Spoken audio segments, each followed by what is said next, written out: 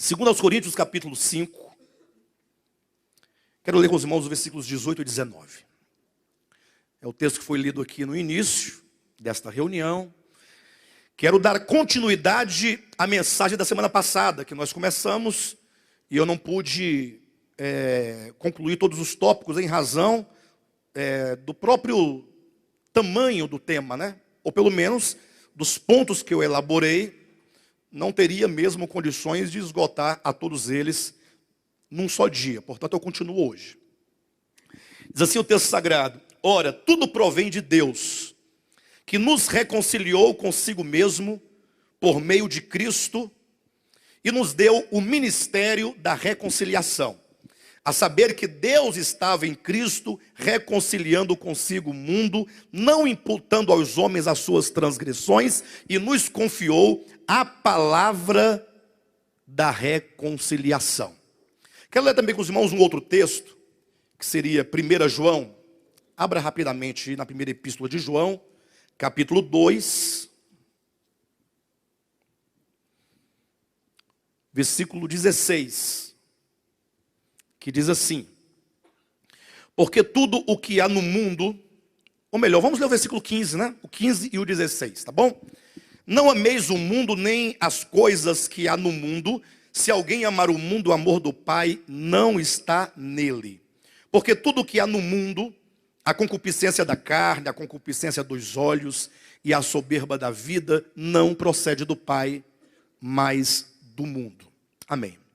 Com esses dois textos, amados, eu quero lembrar os irmãos o que dissemos semana passada e seguir adiante, dando ênfase ao que a Escritura chama de a palavra da reconciliação, ou que seja o ministério da reconciliação.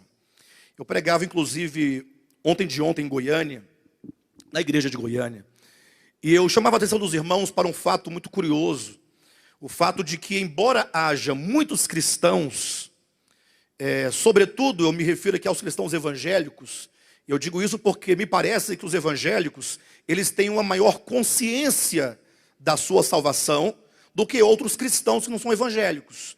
No sentido de que o cristão evangélico, me parece que ele tem uma maior ciência, né, de que ele assumiu uma postura diante do evangelho.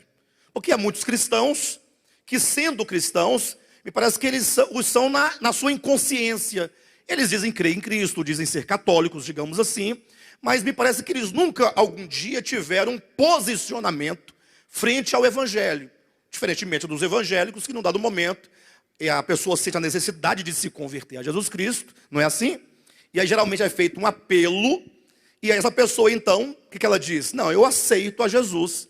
Então, esse ato, né, de aceitar a Jesus, eu digo isso, eu coloco aqui entre aspas, porque ninguém aceita a Jesus.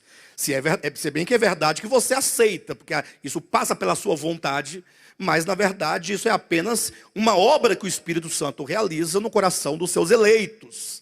De maneira que esse aceitar a Jesus, na verdade, é Jesus te aceitando, é Jesus te recebendo, é Jesus te iluminando, é Jesus confirmando aquilo que na sua soberania ele já decretou na eternidade passada.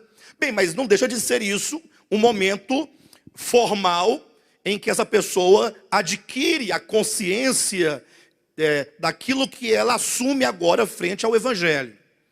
Bem, mas o fato curioso não é esse. O fato curioso é que, embora haja essa consciência deste ato tomado, isso não significa absolutamente que essa pessoa de fato tenha consciência do evangelho. Porque, infelizmente, o evangelho, do modo como é passado hoje em dia, o evangelho é como se fosse apenas um meio pelo qual a pessoa se apropria de algumas bênçãos de Deus, sobretudo as bênçãos imediatas, temporais, materiais. Ou seja, a pessoa se converte porque ela sabe que Deus poderá abençoá-la em razão a uma casa própria, em razão a um emprego, em razão a uma enfermidade. Então as pessoas buscam a Deus muito mais pelo que eles podem ganhar de lucrativo, materialmente falando, do que uma consciência do que de fato Jesus é, do que ele representa, do que foi a sua morte, do seu significado.